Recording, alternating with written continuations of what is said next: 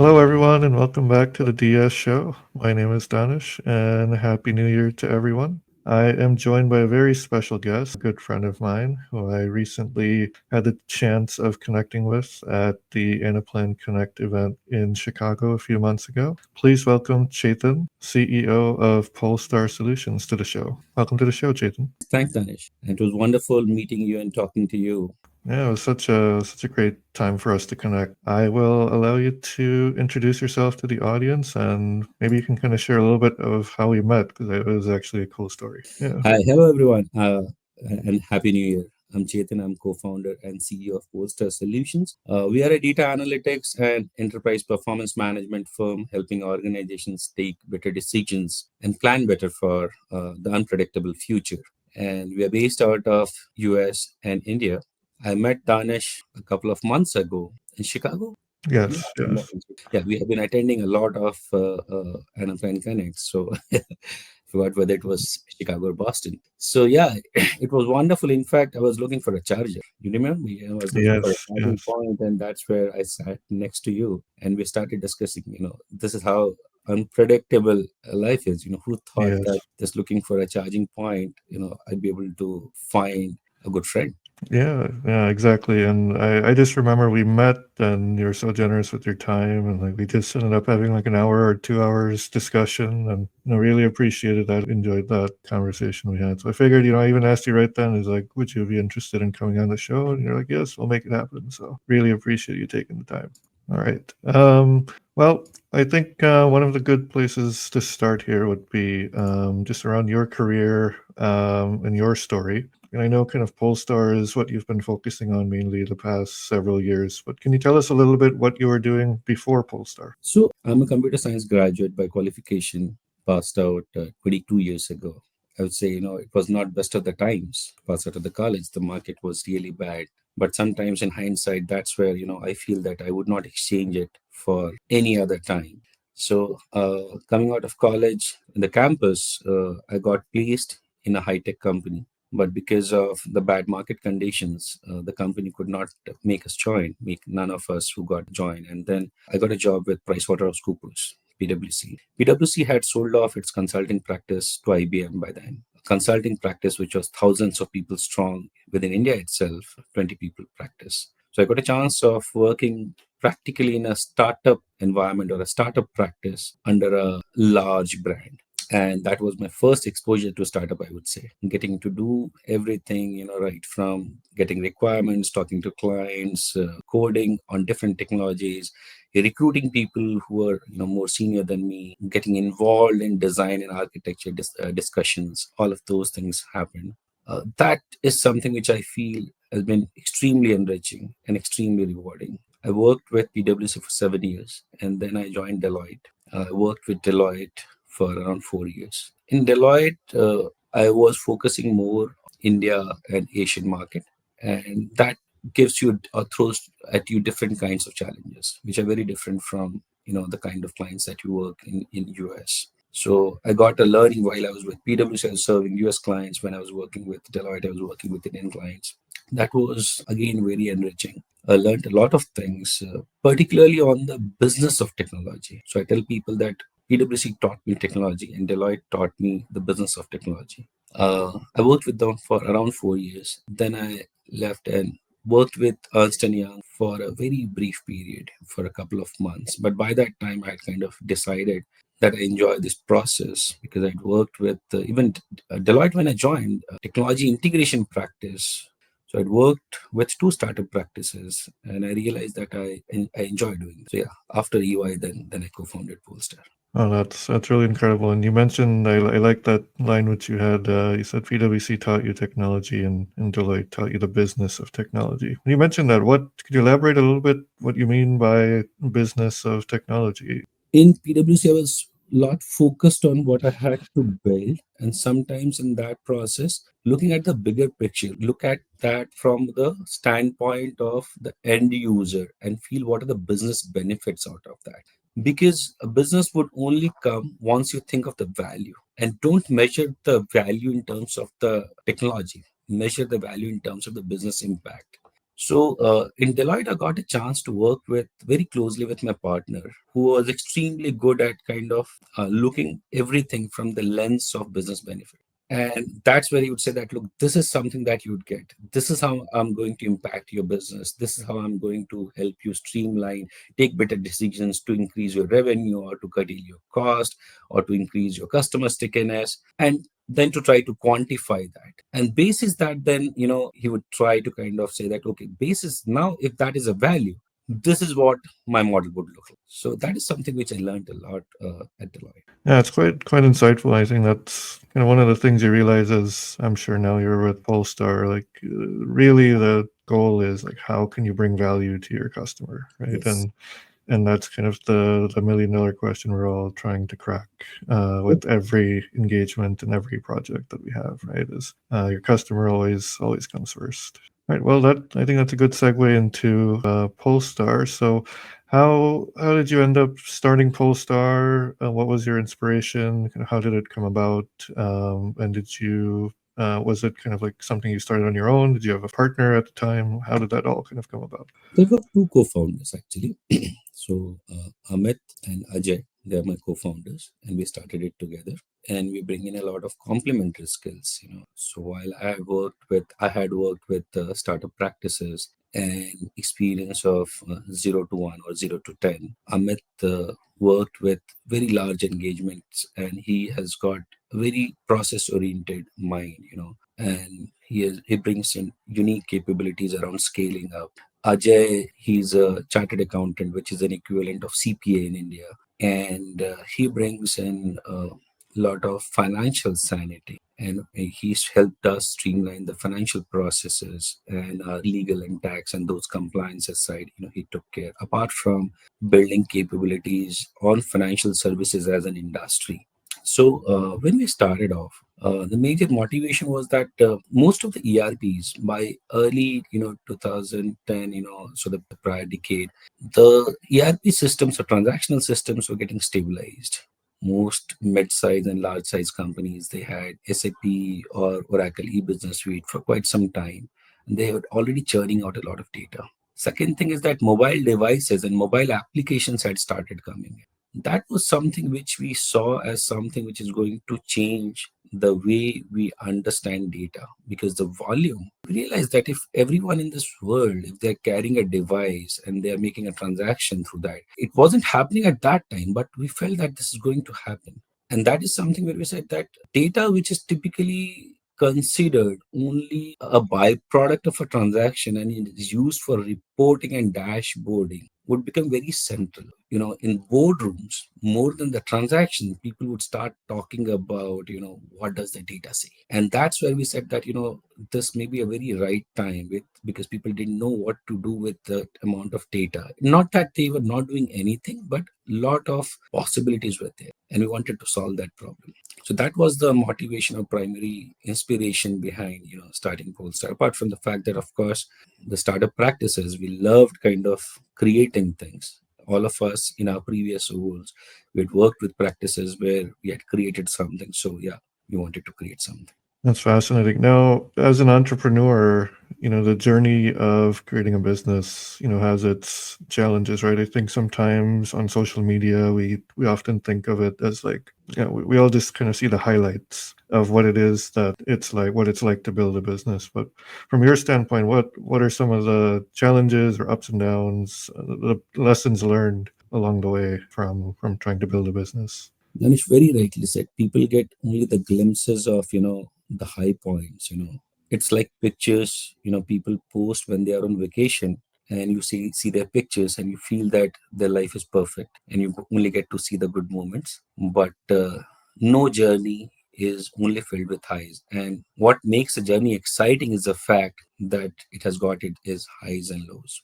So when you start a business, typically, I would divide it in multiple phases. First is survival. Couple of years, it's actually about survival. You have to pay the salaries. You have to make sure that you stay afloat. That's the first couple of years. Once you do that, and it's not easy, it's not easy. More so because if you want to be focused in the sense that you don't want to pick up anything and everything, so you want to be very value driven, you want to focus on what you really are passionate about, what you really are good at, then you may still in the initial phase you may have to say no to certain things, and yet you have to stay afloat. That is the first couple of years, which is the survival. After that, you start strengthening, where you say that, okay, these are my service offerings, let me strengthen and all of that time. Then during that time, after the strengthening, I would say there are chances that you would be in a phase where you may focus certain markets or certain practices or certain people which may not be what you really started with. I've seen that as a journey where when you scale for the first time, you make those kind of incorrect decisions at times, and you will do that. Third is consolidation. When you are now sure that, okay, my bills are taken care of, I've got some brand equity in the market, I've got a couple of partnerships, people know me, but then in the process maybe I deviated a bit from where I started. That's where you start consolidation, and you said, okay, now let me correct it and become who we really started as, who we wanted to become. That's the consolidation phase. And fourth is the acceleration. That's when then you start accelerating.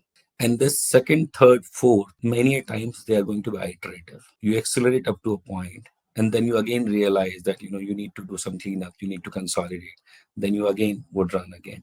These during this time, perseverance is a big key, because as you rightly said, people see the ups, they see the highs, they see your achievements, but there are a lot of frustrating moments. On a daily level, you will get many reasons why not to continue.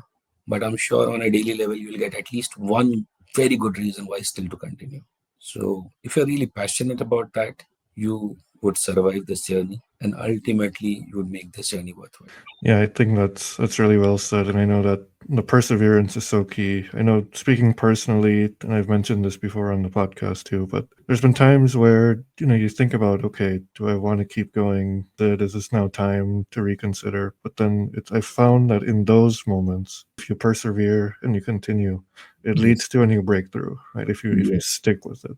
Yes. So, generally said that just before dawn, the darkness is at its peak. You have to start thinking, that in a manner which basically you have to question your own negative thought. You have to start becoming very mindful when you get to a very low point. Instead of seeing that in a very negative manner, I have been at this point now. Only thing that can happen from here is something good. So maybe it's just the darkness before the dawn. And I think those few years when if you're able to do that, then you would start trusting that philosophy in real sense. So for you and for Polestar, like when you were having some of these moments, what was one of the things that where you realized and you had a moment and you had a breakthrough? Like what was one of those pivotal turning points for you? There are many actually, I remember that, partnerships have been a couple of things, one was partnership, one was team. And third, of course, some of those clients would change your profile. So I would start with team actually, because that's the most critical one. We brought in a really good team. I'm very proud of the kind of team we have at Polestar, not just at the leadership level, but at each level, every level. We have focused a lot on building a high performance team. And there were moments when we were able to kind of attract some of those people, some of those talents, which gave us a confidence that, if people of these profiles are joining us, then we are, of course, doing something right. Second is partnerships. Some of the, relevant partnerships which really changed right from Click. And I would really want to thank all those partners. Started with Click, then Microsoft, Databricks, and Anaplan. These four partnerships in particular have been, and then of course there are a lot of other partnerships which have been also very critical, like Snowflake and others. These partnerships again help you from all aspects. They help you change your internal processes, define your demand generation process, refine your marketing process, help you build your competencies, get people certified. They give you access to a lot of those big clients, which, in the initial phases, otherwise you would not get access to those kind of clients. So those were there. And some big moments where when, some of those accounts and clients, we changed our profile. couple of those things which come into my mind. We are working for one of the largest public procurement platforms. We were the analytics partner for Government of India. So there was a platform called Government E-Marketplace. So we were doing this, and it was really very demanding. The timelines were very demanding. But then there are very few projects or very few such engagements where you have the privilege of the go live being announced by your prime minister on a Republic Day. So it was one of those moments when the Prime Minister of India actually said that, we are live with the government e-marketplace, and that is going to bring in a lot of transparency in the public procurement. And that was one big moment. There are many such, but yes, at each stage, there are some of those moments which are the point of inflections. They change your trajectory. So there are some which will take you like this, and then something is going to happen. You're going to scale exponentially, accelerate very fast. They're going to add sometimes to your capability, sometimes to your revenue numbers, sometimes just your credibility in terms of the kind of clients that you're serving. But yeah, they are going to change your trajectory. So yeah, some of these moments were amazing actually. That's such a great story, and I love how you kind of describe the how these moments will kind of take you in certain directions and add different kind of features to your firm. One thing I would like to ask is if you were to give yourself advice from back then, looking at where you are today, what would you tell yourself, back then? So as we were discussing, earlier also that now for the last few years, I've actually stopped doing what ifs. Because my elder son, he's extremely interested in what would change if a particular decision changes. And many times, being a young boy, he would say that, Dad, what if I've not done this? Or what if I had done that or something like that? So I had deep discussions with him on, you never know what would be the impact. But so if you ask me what I would not want to change anything, but the advice that I give to my sons for things to do is to enjoy the journey. This gets very stressful, and we are so obsessed about the goal. So we would create some goals for ourselves, and we would super focused on those goals. In the process, we don't enjoy the journey. One thing that we all would see is that goals, till the time you achieve them, you find them very exciting. Once you reach that goal looks smaller. So unless and until you actually enjoy the journey, achievement of goals, that itself is never going to give you the kind of happiness that you feel that you would get. So that is one thing that I tell my kids is to enjoy the journey, whatever you are doing. If you're playing a particular sport, you may have a goal for yourself that I want to reach to this particular level. When you reach that level, you suddenly would feel, that level anyways, it wasn't that difficult. That's a big target. That's the next target. So you'd never be able to enjoy that moment. Biggest thing is every journey is going to be different. Don't compare your journey a lot and enjoy the journey. I feel like that's such great wisdom. And one thing I've noticed just in this conversation, and even when we spoke in Chicago, is just kind of your mindfulness. And I feel like you've done a lot of reflection and internal kind of mindfulness. Like, can you share where that came from? Like, how did you develop that? What sort of things do you practice when it comes to those sort of things? I practice mindfulness as such. I honestly I don't meditate. I tried, I couldn't. But I tried developing an alternate voice. You would notice that when you give advice to someone else, like for example, when I'm giving advice to someone else, the way you or I would think is totally different. But when we are in the same situation, we think very differently. So we are not able to disassociate ourselves with our emotions. So just many a times I try to look myself as a third person and see that if I would not been in that situation and had I just been an advisor, how would I have looked at that situation or what advice I would have given? I would not say that I've reached a perfect stage. I'm very much a work in progress. But yeah, I try to be mindful about the way I think and my emotions and my actions and try to look at from an external lens. And that helps. So I'm going to pivot a little bit now. I know we've talked a little bit about data and technology. I feel like the buzzword going around these days is around AI and artificial intelligence. With Polestar kind of being on the forefront of data and analytics, I'm sure you guys have AI as part of your thought process. What are just your general thoughts about AI currently? Where do you see it going? And how do you see it being part of your toolkit?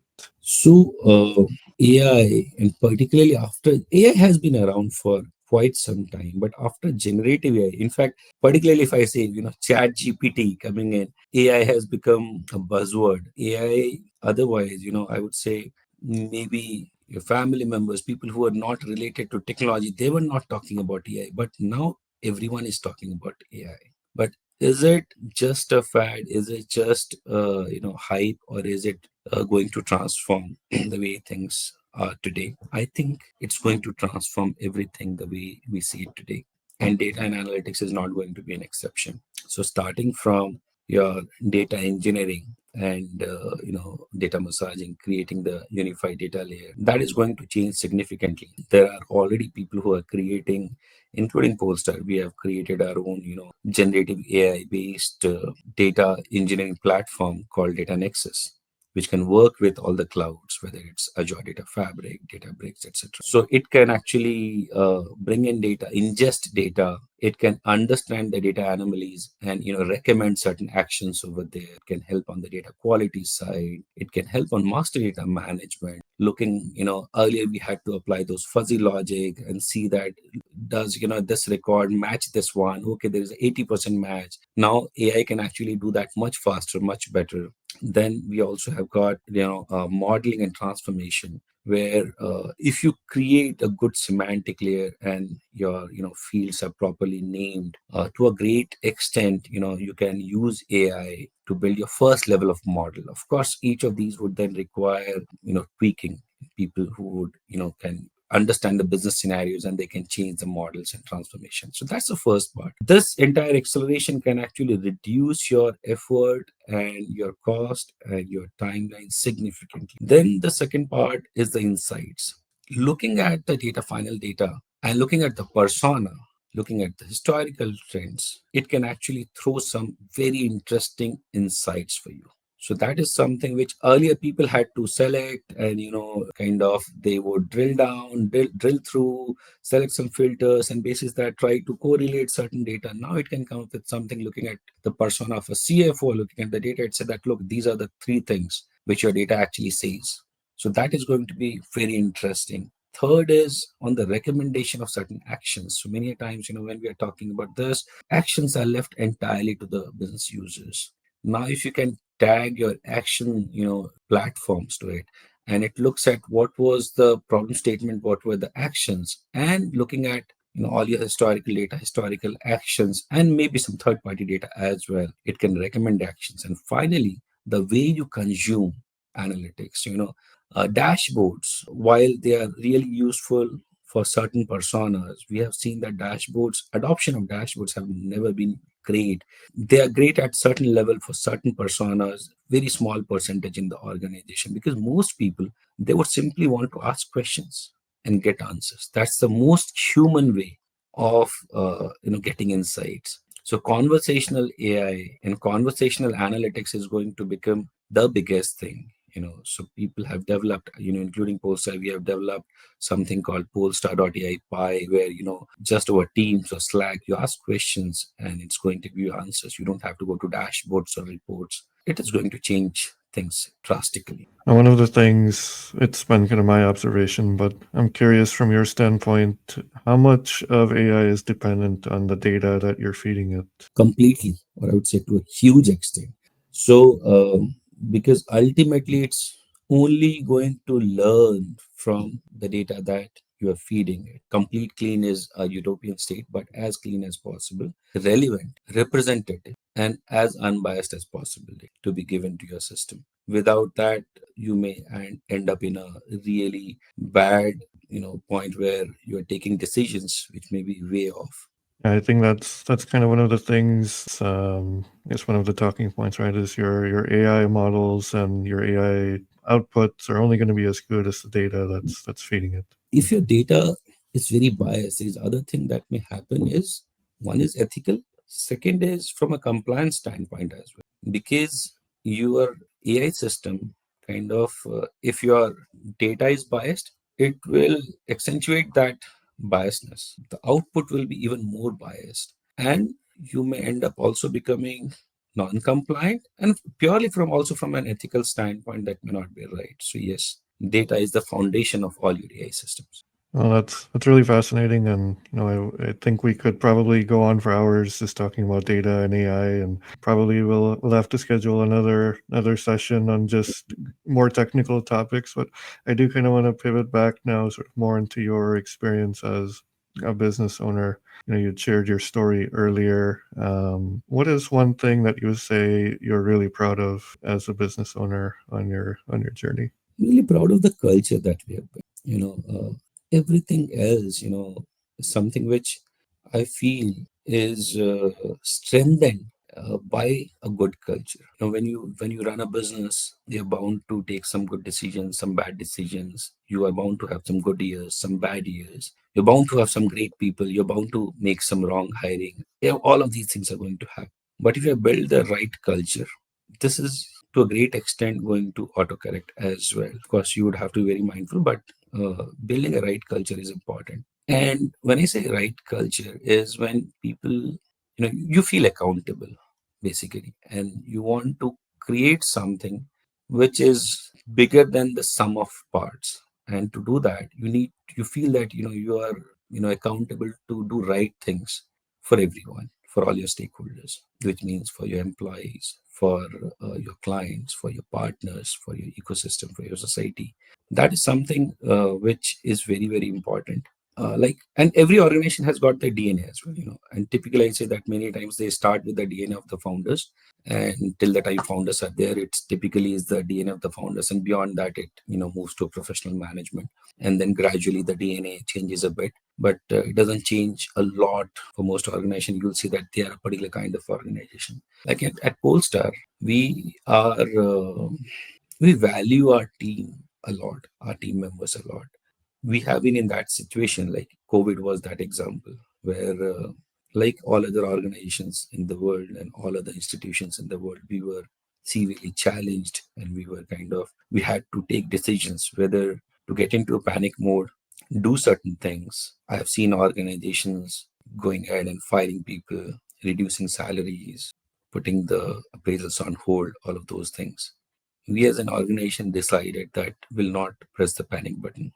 And if we have to protect something at this point in time, it would be the team, in the sense that we have to make sure of their well being, and things would eventually look up. No bad situation, no good situation lasts forever. We did that. I'm extremely proud of the fact that the way everyone at Polestar, they took care of everyone else, including our clients and everything. That was amazing. I'm really proud of that culture that we have built. That's really inspiring. And I know I had also kind of been at the time noticing that certain organizations were laying off people or cutting salaries, and there were very few that decided to hold on to their team, and that's really commendable, I would say, of Polestar to do that. And kind of leads me to my next question, kind of related to this, as you mentioned the importance of culture. So can you kind of describe what culture you were going towards? What culture did you want? And I would say too, how much of HR is what drives the culture? It's not just the HR. Culture is very much a top-down thing, I would say. So you have to define your values very carefully. Values are not something which you just write on the walls or on your website. Values are something which you really value, which you live by, which you stand for. And it should start from the top. And if they are not part of your discussions and decision making, then they are not your values. So at Polestar, certain fundamentals that we truly believe in is, of course, it starts with respect. You need to be respectful towards people. We are professionals, we're working together, but we are also human beings, and every human being want to be respected and valued. Start with that. But that does not mean that there would not be any focus on performance. So we want to be high performing. We want to really up the bar every time. We want to do exciting things. We want to have a healthy competition where we are pushing each other, and in the process, build something which makes all of us proud. Third is client centricity. This word is highly abused. Everyone says client centricity, but client centricity is tested at times when you have done something, and you can actually, this is flux, you can actually say that I've delivered value, but deep in your heart, you know that this is not what you really wanted to do. You could have done a lot better. Client centricity is basically when you say that you don't wait for your client to say that this is not what I expected. You say that, no, if I'm not convinced with the value that I've delivered, this is really not going to make their life a lot better. This is not the objective with which we started this engagement and this organization. We are not releasing it. We are still going to do better work. So that is something that I truly believe that we do. And last and the most significant actually is integrity. You need to be very upright. In the era of this remote work, I have seen that many organizations, many people know, people are no two persons are alike. There are cases of people's behavior, because now it's not as if and you cannot police people, and that's not the objective. Also, if you have a need to do that, then you've already failed. But then you want to build that culture where everyone feels responsible to do the right thing. And that is something which I believe, which we value a lot, and which we keep kind of saying in all our town halls and all our discussions with the team, that doing right things is important. It's okay to make honest mistakes. So mistakes is fine, but doing things which are ethically wrong, which includes, saying certain things which are wrong, maybe treating your customers' data in a very light manner. No, none of those things are acceptable. You've got huge responsibility on your shoulder if you're in a client servicing business. I find that to be quite fascinating, and it seems like a very well thought out, very well constructed sort of analysis and understanding of culture. And even for from my side, like it's a lot of those things resonate because I've been in those situations where you may have had somebody who's, you talked about respect, somebody who's technically proficient, but maybe the way they treat their coworkers, right, is not at the level which you might want, right? Or something you mentioned, the performance side of it, right? Where maybe they are genuinely a good person, but the performance isn't where it needs to be. And you kind of have to those are some difficult conversations you have to have, right? And I guess I'm sure you've probably had your fair share. Like what's something when you're in those situations as a leader, like how do you have those difficult? I think, it's important to be honest. So, one thing that I've learned over a period of time, earlier, I was, I used to be very concerned about giving a direct feedback. So, I used to kind of give them in a very roundabout manner and try to kind of as sugar coated and acceptable as possible so that it doesn't end up hurting any sentiment. But in the process, many a times, the message itself is lost. So you need to be again respectful. But if there is something which is not right, related to performance, related to discipline, related to the behavior, any of those, first of all, be very objective. Don't just say that I feel like that. If you're giving a decision, there needs to be benchmark and there needs to be data points around it. Give a feedback in a constructive manner, but direct, saying that, look, this has been an issue, and this is how you should be improving, and I'm there to support you to improve this. I feel that most people, when you give them direct feedback in a respectful manner, they take it well. Most people improve, actually they try to improve. Sometimes there may be certain limitations because of which they may not be able to improve it that much, but most people would give a very honest effort in improving, and as per your feedback. Yeah, I know personally for me, like one of my kind of core beliefs is, you have to start and you have to be a good person, right? The technical stuff, I understand people can learn and develop. Good character is something it's very hard to teach and even give feedback around. And, in a certain way, I almost see that as fixed. Although there's been certain points in my life too where I've seen that people do change and improve. So it's always like a fine, delicate balance when it comes to It's a that. very interesting point. One of my, senior leaders, he says will and skill. He says that, will I cannot teach you, will you would have to bring. Skills can be built. Similarly, the behavioral side, being a good person, that is something which should be natural, respectful, disciplined. I would say, certain things where, some small things, being mindful of others' time, That also I see that as a respect. And in this era of online meetings, I see many times where people would be late by 15 minutes or 20 minutes, and they would, that is something which is like disrespectful towards others' time. There are small things which do not take any effort. You just need to be mindful of that. But in those scenarios also, you have to give them direct feedback, and most people take the feedback positively and they try to improve. Yeah, it's quite as a leader, I find that to be one of the most, I guess, interesting traits and in areas where a leader has to focus on is how to give the feedback, when to give feedback, if to give feedback, and how to give it. And I do find that to be like something I've personally continued to grow on. And as a leader too, I feel like we also have to work on our skill Yes. and delivery, and people give us feedback too. Yes. Right. So I guess from your experience, how do you find when people are giving feedback to you? Because I find it also to be a two-way street. Yeah, it's definitely a two-way street, and many a times, my leaders they would give me feedback on certain things, and many times I would seek feedback on certain areas, and that may be related to certain actions or communication and all of those things. I take them really well, and I try to improve.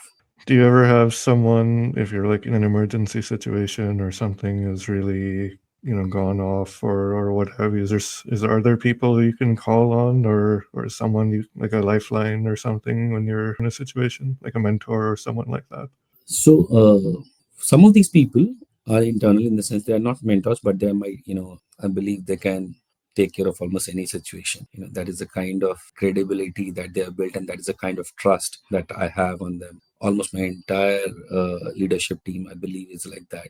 I can call them at any time of the day or any time of the night, and in a critical situation, their ownership and accountability is phenomenal. From a mentorship perspective, I have a very good friend of mine, who I kind of love talking to. And when I'm in a situation which he doesn't come from a technology background, but he has got a unique way of looking at. He can dissect any business and any life situation, and more often than not, his biggest thing is that he would never give you an answer, but he'll help you introspect. So answer would be mostly within you, but he can help you find that. So yeah, I had a great mentor when I started my career. Unfortunately, he passed away a few years ago.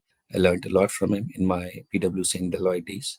It's quite a touching story, and appreciate you sharing that. And it's I find that one of the things from an entrepreneurial standpoint too is a lot of success can be driven by who you surround yourself with. And I feel like that's not just life advice in general. Yes, completely true. You become who you hang out with. So if you spend a lot of time with people who are very motivated, people who really want to make a difference, you'd actually be driven to be one of those. With people who are not motivated, not driven, not doing anything useful, you'll be like that. And nothing good and bad. I would say that each of these are choices. As long as you can take burden of your decisions and your choices, is fine. Not everyone would want to create something big, and that's completely fine. What is big, what is small, no one knows, because that also is a relative. The only thing is that if you have taken or if you have made a choice, your efforts are in a particular direction, then you cannot expect something which is different from your choices and your. So I feel like what you're saying is a lot of it be self accountable and kind of you are a result of the choices you make and who you Yes. surround yourself with, and even that you feel is like a choice in itself. Yes.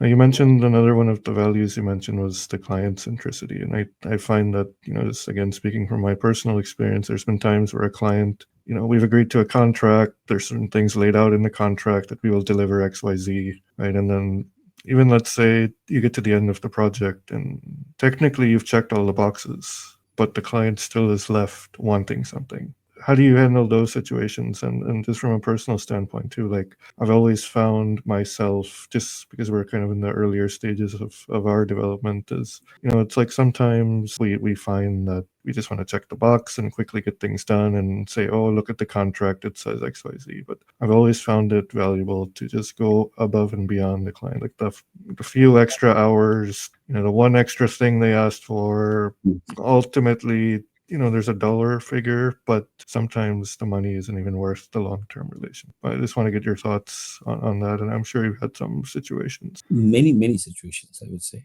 most engagements have this situation where the contract lays down certain things. There can be two categories of things which clients would want. Some requirements would change along them, and they would have started saying that, okay, this would be the requirement, but during the course of the engagement and the project, you would realize that, and they would realize that this is not exactly how it would function. There would be some logical changes, there would be some process flow changes, etc.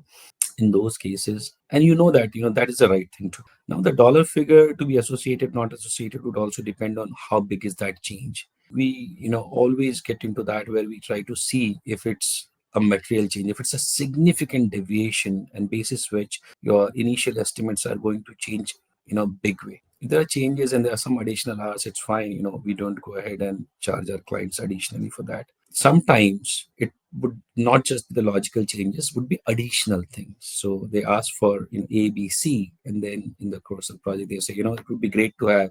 We did not realize that you can do D and E also from this. So can you do that? Again, it would be dependent on two things. First of all, sometimes D and E, they're so critical that A, B, and C cannot go live without D and E, because maybe the CEO or the managing director, the person says that, this is something which is so critical, I would want to see it alongside your A, B, and C. Again, if the difference is huge, you'd have to have a discussion with the client, and mostly both parties need to be fair to each other. But again, you cannot be penny wise pound foolish. You don't want to charge for the 5 additional hours, 10 additional hours, 15 additional hours, those kind of. And if there are big changes, clients are mostly understanding. If you are a valued partner, they would not want to be unfair with you. If it is something which is not kind of dependent, so it can be done separately, then we typically tell them to take that up as a phase 2 kind of a thing, because that also gives them a chance to get familiarized with the current deliverables, and the future requirements would come out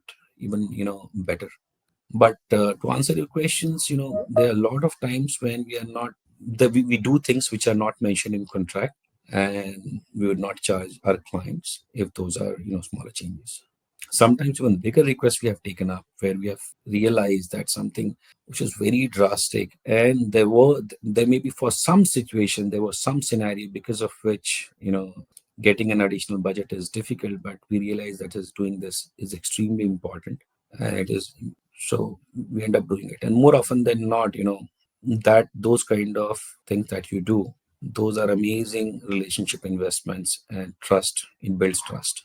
Yeah, I couldn't agree more, and I've found that sometimes those decisions, take you from having one engagement with a client to retaining that client for a very long time, right? And Yes. sometimes you have to kind of just, as you mentioned, there's a decision and kind of analysis you have to do, Yes. but kind of speaks back to the client centricity, which you mentioned. All right, well, I know we've been, I just was looking at the time and I can't believe we've been talking for almost an hour. So I do kind of want to wrap things up. But last question, I would say, for any entrepreneurs or aspiring entrepreneurs out there in the audience, what would be one piece of advice you would give to them if they're looking to start, in the consulting world?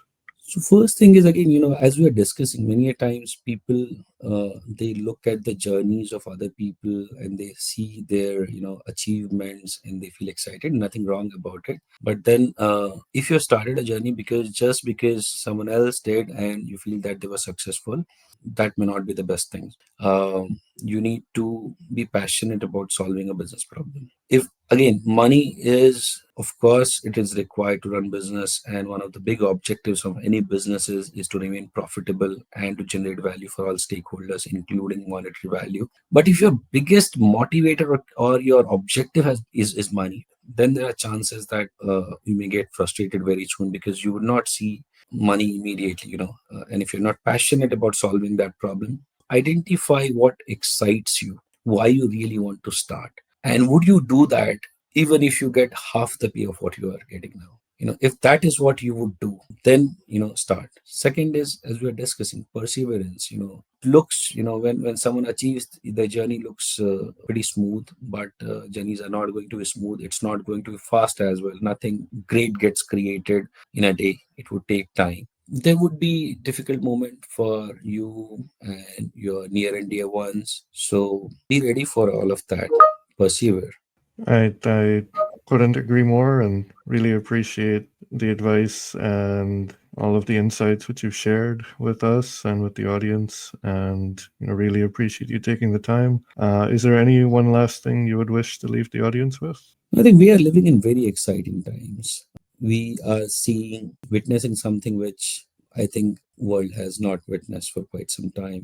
The change because of the AI, because of AI and because of all the focus, the technologies. These are going to very interesting times. People are scared as well, but I can tell you it is going to make a bigger positive impact than negative.